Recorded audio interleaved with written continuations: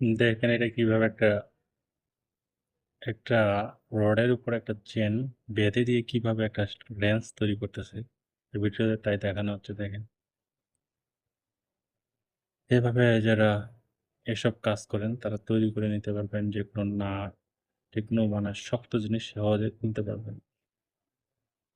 ভালো লাগলে অবশ্যই ভিডিওটি শেয়ার করে